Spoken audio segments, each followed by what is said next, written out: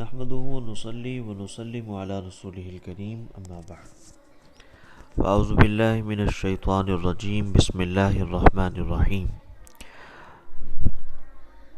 ما كان محمد أبا أحد من رجالكم ولكن رسول الله وخاتم النبيين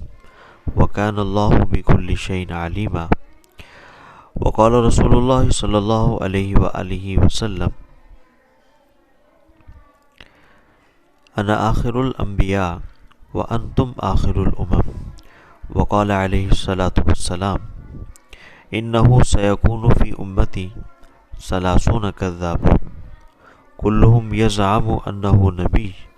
أنا خاتم النبيين لا نبي بعدي أو كما قال عليه الصلاة والسلام صدق الله العظيم وصدق رسوله النبي الكريم ونحن على ذلك لمن الشاهدين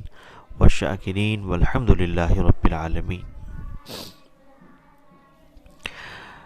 اللہ کے حبیب نبی پاک صلی اللہ علیہ وآلہ وسلم نے جہاں یہ بات ارشاد فرمائی کہ میں اللہ کا آخری نبی ہوں، وہاں یہ بھی ارشاد فرمایا کہ یاد رکھنا اب قیامت تک 30 جھوٹے نبی اس دنیا میں آئیں گے۔ یہ یکے بعد دیگرے یہ دعویٰ کریں گے کہ میں نبی ہوں، میں نبی ہوں، میں بھی نبی بنایا گیا ہوں، تو یہ جھوٹے دعوی کر کے ختم نبوت کے عقیدے کو نقب لگانے کی کوشش کریں گے۔ چنانچہ تاریخ ہمیں یہ بتاتی ہے کہ ان کی ابتدا دور نبوت سے شروع ہو گئی۔ اسود عنسی آیا، مسلمہ کذاب آیا، حتیٰ کہ ایک عورت سجا بنت حارث بھی انہی مدعیان جھوٹے نبوت داروں میں آئے، اور یہ سلسلہ چلتا رہا۔ بالآخر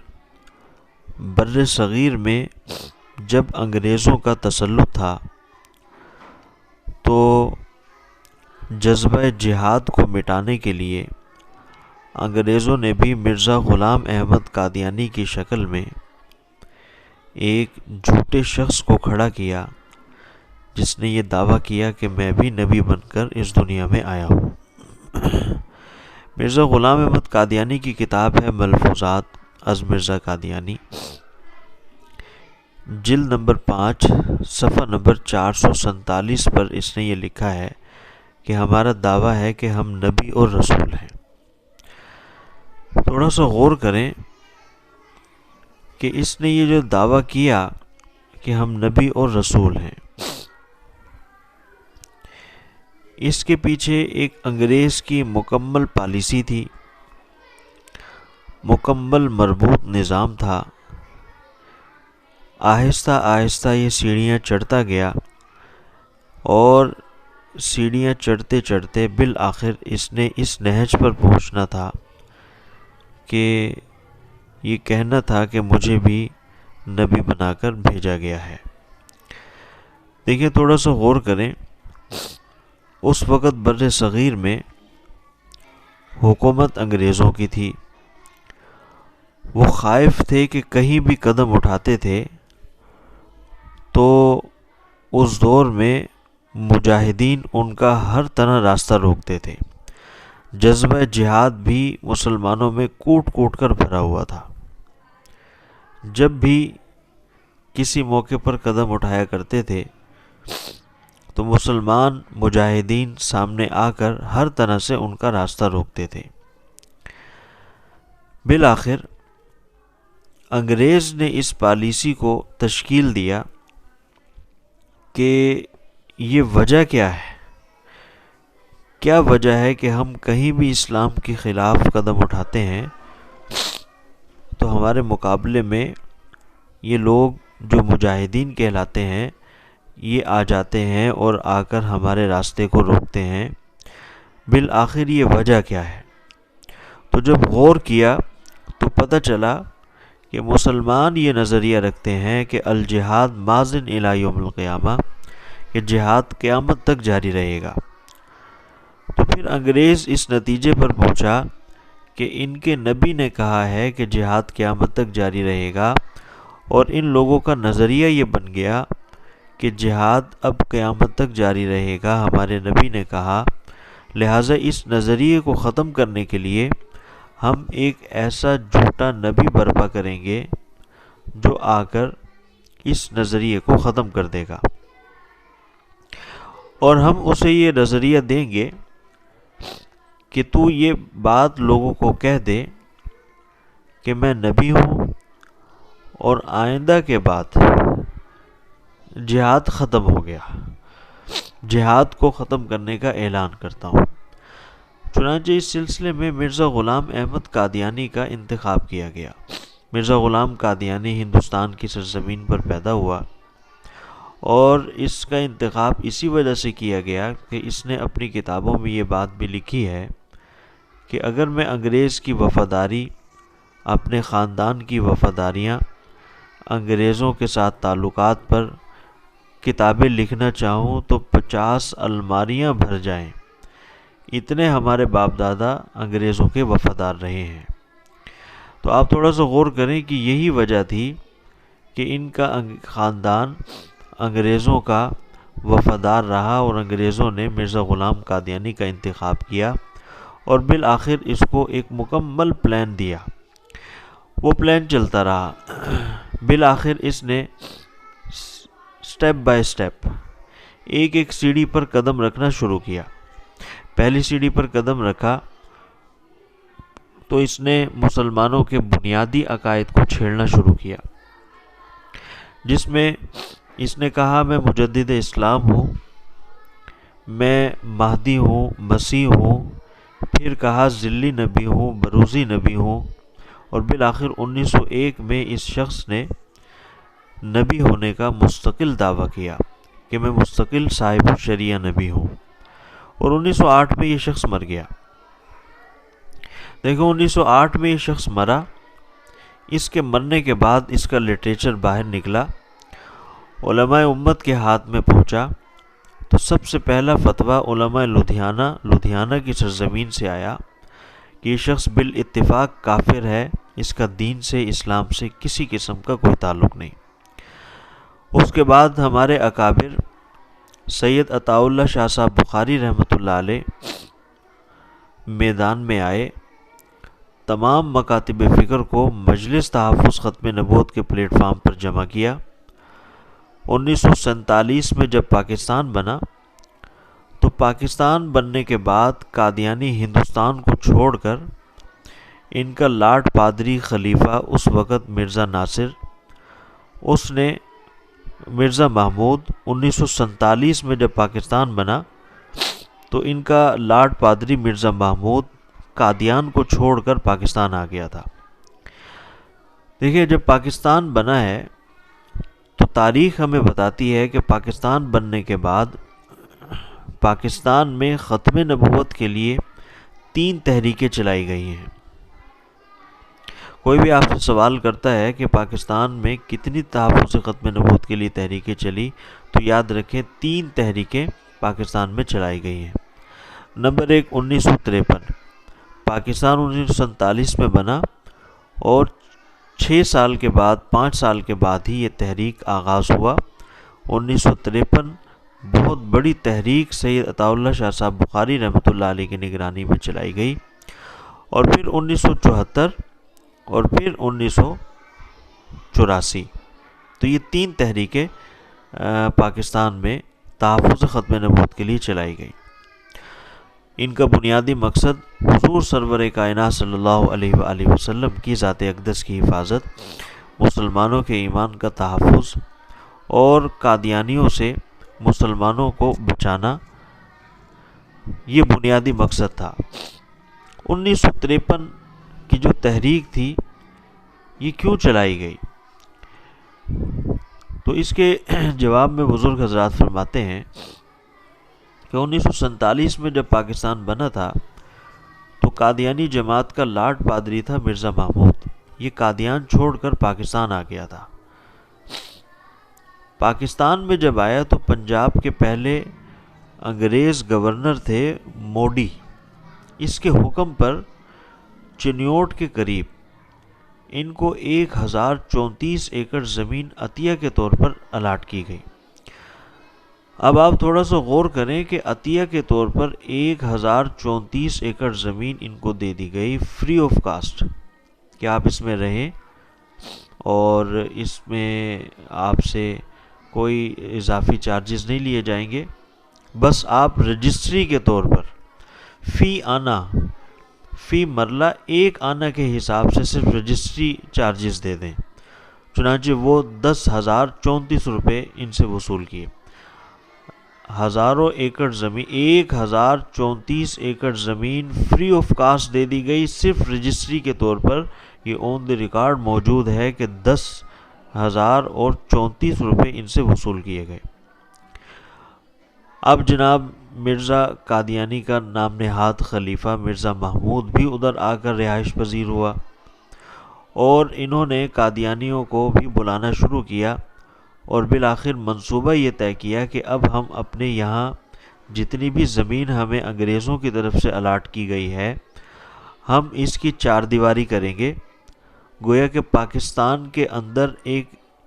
اسٹیٹ قائم کریں گے، ایک اسٹیٹ کے اندر اسٹیٹ قائم کریں گے۔ اور انہوں نے گویا کہ اسرائیل کی طرز پر ایک اپنی مرزائیل اسٹیٹ کی بنیاد رکھنا شروع کر دی۔ اب جب یہ صورتحال تھی تو عالمی اسٹیبلشمنٹ کے ذریعے پاکستان جب بنا تو انہوں نے، قادیانیوں نے، اپنا پہلا وزیر خارجہ قادیانی، پاکستان کے اہم عہدہ، آپ دیکھیں کہ پاکستان بنا تھا اور ضرورت تھی کہ اس کو دنیا میں متعارف کروایا جاتا، دنیا تک یہ بات پہنچائی جاتی کہ پاکستان ایک اسلامک اسٹیٹ ہے، لیکن جس نے متعارف کروانا تھا وہ قادیانی تھا، اور یہ قادیانی ظفر اللہ قادیانی پہلا وزیر خارجہ بنا، اور اس نے یہ متعارف نہیں کروایا کہ پاکستان ایک اسلامک اسٹیٹ ہے، بلکہ یہ جہاں دنیا میں جاتا تھا گورنمنٹ آف پاکستان کے خرچے پر، اور جناب وہاں جا کر یہ کہتا تھا کہ پاکستان ایک اسلامک اسٹیٹ نہیں بلکہ پاکستان ایک قادیانی اسٹیٹ ہے۔ مسلمان جب اس صورتحال کو دیکھتے تھے اور سنتے تھے تو بہت پریشان ہوتے تھے۔ پریشانی کی حالت اس وجہ سے ہوا کرتی تھی کہ ہم نے ملک پاکستان بہت قربانیوں سے حاصل کیا، اور اس لیے حاصل کیا کہ وہاں حضور نبی پاک صلی اللہ علیہ وآلہ وسلم کی عزت و ناموس اور ان کی تعلیمات کے مطابق فیصلے ہوں گے، آپ کی عزت و ناموس کی حفاظت ہوگی۔ ہم نے اس لیے حاصل کیا، لاکھوں انسانوں نے قربانیاں دی کہ وہاں اسلام اور شریعت کا انعقاد ہوگا، وہاں پر اسلام کے مطابق زندگی گزاری جائے گی۔ اور جب یہ صورتحال کہ قادیانی وزیر خارجہ پوری دنیا میں اسے اسلامک اسٹیٹ نہیں بلکہ قادیانی اسٹیٹ متعارف کرواتا تھا، تو مسلمان بہت دکھ کا شکار تھے، اور اس درد اور کیفیت کے سہارے علماء اکرام کو بتایا کرتے تھے اور علماء اکرام سے رابطہ رکھا کرتے تھے۔ یہ 47 میں پاکستان بنا، اللہ کے فضل سے علماء اکرام میدان میں آئے، مجلس تحفظ ختم نبوت 1949 میں قائم ہوئی۔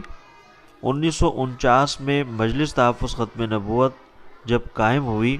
تو بالآخر سید عطا اللہ شاہ صاحب بخاری رحمۃ اللہ علیہ نے 1952 میں تحریک ختم نبوت کا آغاز کر دیا، جس میں یہ مطالبہ رکھا گیا کہ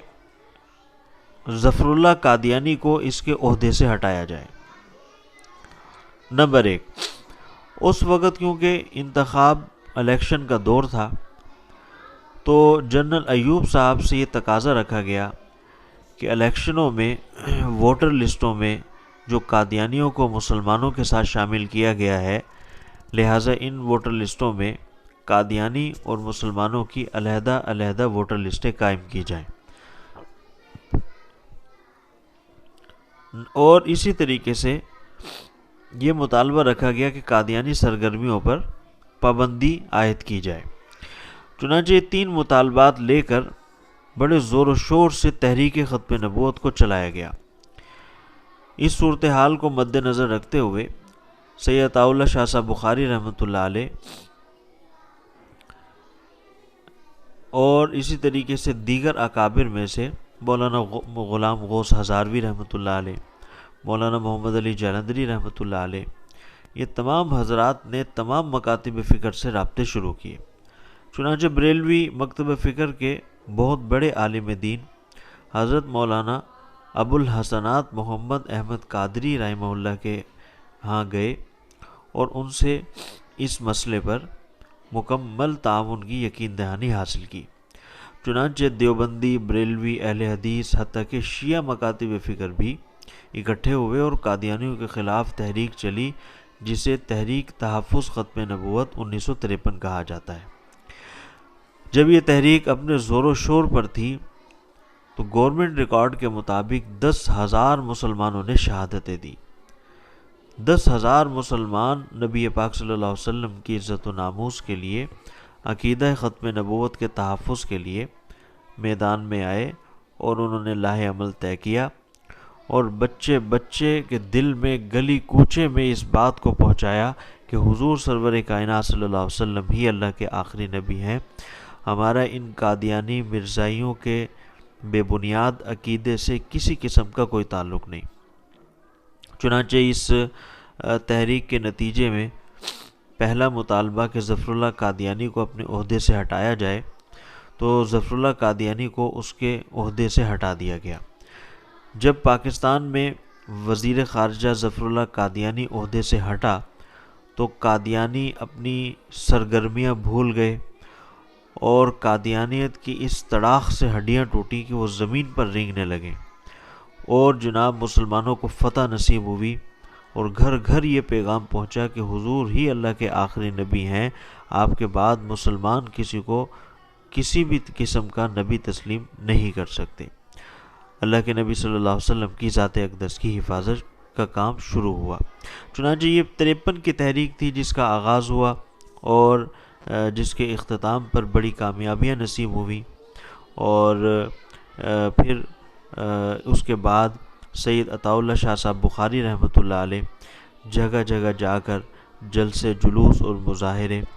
اور تمام مکاتب فکر سے اس تحریک ختم نبوت میں شامل ہونے کا اور اپنے کردار ادا کرنے کی درخواست اور اس مشن کو لیے ہوئے پوری دنیا میں،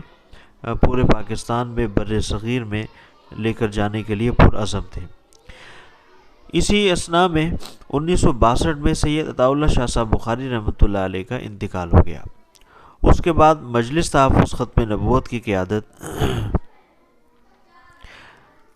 حضرت مولانا قاضی احسان احمد شجاع آبادی رحمۃ اللہ علیہ، حضرت مولانا محمد علی جالندھری رحمۃ اللہ علیہ، ان بیدار مغز لوگوں نے سنبھالی اور الحمدللہ اس پلیٹ فارم کو آگے لے کر چلے اور امت کو تحفظ ختم نبوت کے لیے متوجہ کیا۔ چنانچہ 1974 میں اس پلیٹ فارم کی امارت جبکہ حضرت مولانا سید یوسف بن نوری رحمۃ اللہ علیہ کے پاس تھی، تو 74 میں ایک دوسری بڑی تحریک کا آغاز ہوا۔ 1974 میں ایک بہت عظیم واقعہ جو نشتر میڈیکل ملتان کے طلباء کے ساتھ پیش آیا۔ میں آپ جانتے ہیں کہ میڈیکل کے طلباء کے درمیان یا مختلف یونیورسٹی عصری اداروں میں، یونیورسٹیز، کالجز میں آرگنائزیشنز ہوتی ہیں جن میں طلباء یونین آپس میں الیکشنز ہوتے ہیں اور الیکشنوں کی بنیاد پر پھر کوئی سلیکٹنگ ہوتی ہے اور پھر وہ یونینز اپنا کام اور اپنی خدمات انجام دیتی ہیں۔ تو وہاں بھی نشتر میڈیکل کالج کے طلباء کے درمیان ایک یونین تھی جس کے تحت الیکشن ہونے تھے، اور جب الیکشن میں ایک مد مقابل دوسرے کے مقابلے میں آتا ہے تو کسی نہ کسی ایک کو شکست اور دوسرے کو فتح نصیب ہوتی ہے۔ تو ایک ہماری یونین کے جو ممبر تھے وہ مسلمان تھے اور دوسری طرف قادیانی۔ مسلمان طلباء کو پتہ چلا، نوجوان خون تھا، کہ ہمارے مد مقابل جو کینڈیڈیٹ ہے یہ قادیانی ہے، تو انہیں بڑی فکر ہوئی۔ انہوں نے مرزا غلام احمد قادیانی کے خلاف مکمل نشتر میڈیکل کالج میں کمپین شروع کی اور قادیانیت کو متعارف کروایا۔ حضور اکرم صلی اللہ علیہ وسلم کی ذات اقدس کے تحفظ کے لیے پورے کالج میں گراؤنڈ بنانا شروع کر دیا۔ چنانچہ اس کا نتیجہ یہ نکلا کہ جب الیکشن آیا تو الیکشن میں فتح بھی اللہ تعالیٰ نے مسلمانوں کو عطا فرمائی اور قادیانی ذلت اور رسوائی کی زندگی جینے لگے۔ چنانچہ مسلمانوں نے خوشی کا اظہار کیا اور اسی خوشی کے نتیجے میں ان تمام اسٹوڈنٹس نے یہ فیصلہ کیا کہ ہم نادرن ایریاز کی طرف، ہم اپنے جو پہاڑوں کی طرف اور ٹھنڈے علاقوں کی طرف گھومنے کا پروگرام بناتے ہیں۔ چنانچہ اس وقت ٹرین چلا کرتی تھی چناب ایکسپریس۔ اس ٹرین پر انہوں نے ریزرویشن کروائی اور سوار ہوئے۔ اس ٹرین نے گزرنا تھا جہاں قادیانیوں کی بڑی آبادی، آج بھی چنیوٹ میں جو انگریزوں نے الاٹمنٹ کی تھی، اسی اسٹیشن سے ہو کر آگے پشاور کی طرف جانا تھا۔ لکھنے والوں نے تاریخ میں لکھا ہے کہ جو ہی اسٹیشن پر ٹرین پہنچی تو اس وقت قادیانی اتنے آگے نکل چکے تھے اپنی سرگرمیوں میں کہ جو ہی ٹرین ان کے اسٹیشن پر آ کر، چناب نگر کے اسٹیشن پر آ کر رکا کرتی تھی تو وہاں وہ اپنا مرزا غلام قادیانی کا گستاخی شدہ لٹریچر، جس میں اللہ کی توہین، جس میں نبی پاک صلی اللہ علیہ وسلم کی توہین، جس میں صحابہ کرام کی توہین، جس میں دین کی توہین، بزرگوں کی توہین، یہ توہین آمیز لٹریچر تقسیم کیا کرتے تھے۔ تو تاریخ ہمیں یہ بتاتی ہے کہ ٹرین رکی، ادھر پہلے سے مرزائی کے ہاتھ میں لٹریچر کتابیں لے کر کھڑے ہوا کرتے تھے اور ٹرین کے رکنے پر وہ بوگیوں میں جاتے اور مسافروں میں تقسیم کرنا شروع کرتے۔ تو ہمارے یہ اسٹوڈنٹ جو بڑی تعداد میں اس ٹرین میں موجود تھے اور ابھی قادیانیت کے خلاف معرکہ سر کر اور ٹھنڈے علاقوں کی طرف گھومنے پھرنے کے لیے جا رہے تھے، جو ہی ان کے ہاتھوں میں یہ غلط باتیں پہنچی تو انہوں نے نیچے اتر کر اسٹیشن پر احتجاج شروع کیا اور قادیانیوں کے سامنے قادیانیت کے خلاف نعرے بازی کی، ختم نبوت زندہ باد کے نعرے لگائے اور قادیانیت مرد آباد کے نعرے لگائے، اور بالآخر ٹرین چلی اور یہ اس میں سوار ہوئے اور چل پڑے۔ قادیانی یہ صورتحال دیکھ کر بڑے پریشان ہوئے کہ ہمارے سرزمین پر، ہمارے شہر میں یہ کون لوگ تھے جو ہمیں ہی برا بھلا کہہ کر چلے گئے۔ چنانچہ اسٹیشن ماسٹر قادیانی، وہاں کلی قادیانی، وہاں موجود عملہ قادیانی، انہوں نے تحقیق شروع کی تو پتہ چلا نشتر میڈیکل کے یہ طلباء ہیں، اسٹوڈنٹس ہیں، واپسی پھر ان کی اسی ٹرین سے ہوگی، اور جناب اب واپسی پر مرزا قادیانی کا خلیفہ اس وقت مرزا ناصر، اس کے حکم پر انہوں نے وہاں ایسے گنڈے کھڑے کیے کہ جن کے ہاتھوں میں، کسی کے ہاتھ میں لاٹھی، کسی کے ہاتھ میں زنجیر، کسی کے ہاتھ میں کوئی اوزار، تو وہاں لیے اس تمنا سے وہ کھڑا تھا کہ ہم ان پر حملہ آور ہوں گے۔ چنانچہ جیسے ہی ٹرین آ کر رکی، ہمارے یہ اسٹوڈنٹ اپنے خیال میں، کوئی سویا ہوا، کوئی بیٹھا ہوا، کوئی ہنسی مذاق سے باتیں کر رہا تھا،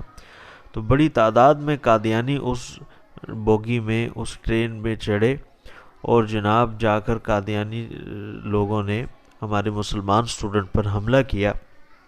جس کے نتیجے میں کئی طلباء زخمی ہوئے، اور بالآخر 2-3 منٹ سٹاپ کے بعد وہ ٹرین چل پڑی۔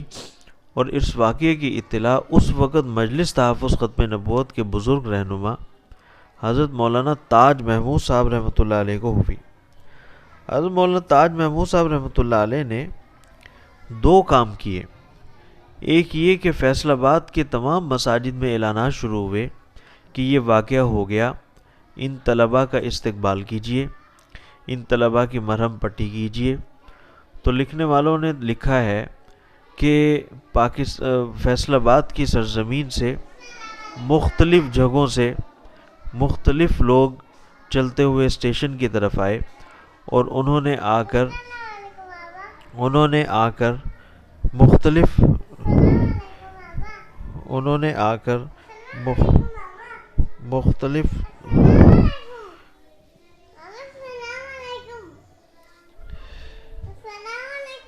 چنانچہ مولانا تاج محمود صاحب رحمۃ اللہ علیہ نے دو کام کیے۔ نمبر ایک، فیصل آباد کے مسلمانوں کو اطلاع دی کہ یہ واقعہ ہو گیا، مسلمان طلبہ اسٹوڈنٹس کا استقبال کیجیے۔ تو مورخین نے لکھا ہے کہ فیصل آباد کے ہر گلی کوچے سے مسلمان جس کے گھر میں ٹھنڈا پانی، دال روٹی، جو کچھ تھا لے کر بھاگتے ہوئے مسلمان اسٹوڈنٹ کا استقبال اسٹیشن پر کیا۔ اگلا اسٹیشن کیونکہ فیصل آباد کا تھا، وہاں ٹرین رکی، ان اسٹوڈنٹس کو نیچے اتارا، ان کی مرہم پٹی کی۔ دوسرا کام، حضرت مولانا تاج محمود صاحب رحمۃ اللہ علیہ نے اس وقت کے امیر حضرت مولانا یوسف بن نوری رحمۃ اللہ علیہ کو فون کیا اور اجازت چاہی کہ حضرت آپ اعلان فرمائیں کہ تحریک ختم نبوت کا آغاز ہو اور ہم ان قادیانیوں سے بدلہ لیں۔ ان قادیانیوں کی اتنی جرت کہ ہمارے مسلمان اسٹوڈنٹ پہ حملہ کیا اور ہم کچھ نہ کر سکے۔ چنانچہ حضرت بنوری رحمۃ اللہ علیہ کے بارے میں آتا ہے کہ وہ کراچی اپنا ادارہ بنوری ٹاؤن میں تشریف لائے اور آ کر اس وقت مفتی اعظم پاکستان مفتی ولی حسن ٹونکوی رحمۃ اللہ علیہ، جو اس وقت دارالافتاء کے رئیس تھے، انہیں بلایا، ان کے سامنے اپنا بیگ کھول کے دکھایا اور فرمانے لگے، ولی حسن، تحریک ختم نبوت کا آغاز ہو گیا ہے، یہ دیکھو میں کفن ساتھ لے کر جا رہا ہوں، واپس آیا تو جامعہ بنوری ٹاؤن سنبھال لوں گا، اگر نہ آیا تو یہ تمہارے حوالے، تم اس طلباء کی خدمت کر لینا۔ چنانچہ حضرت بنوری رحمۃ اللہ علیہ اسلام آباد پہنچے، راولپنڈی پہنچے، ملک پاکستان میں تحریک ختم نبوت 1974 کا آغاز ہوا اور الحمدللہ اس تحریک ختم نبوت 1974 کے آغاز پر مسلمانوں کو فتح نصیب ہوئی اور بالآخر 1974 7 ستمبر 4:53 پر قادیانیوں کو بھٹو صاحب نے کافر قرار دیا کہ قادیانی دائرہ اسلام سے خارج ہیں، ان کا اسلام دین سے کسی قسم کا کوئی تعلق نہیں۔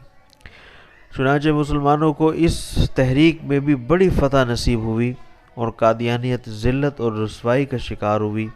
اور تیسری تحریک 1984 میں چلائی گئی۔ جب جنرل ضیاء الحق صاحب کا دور تھا تو اس وقت قادیانیوں نے 74 میں جو بل پاس ہوا کہ قادیانی دائرہ اسلام سے خارج ہے، آئین کو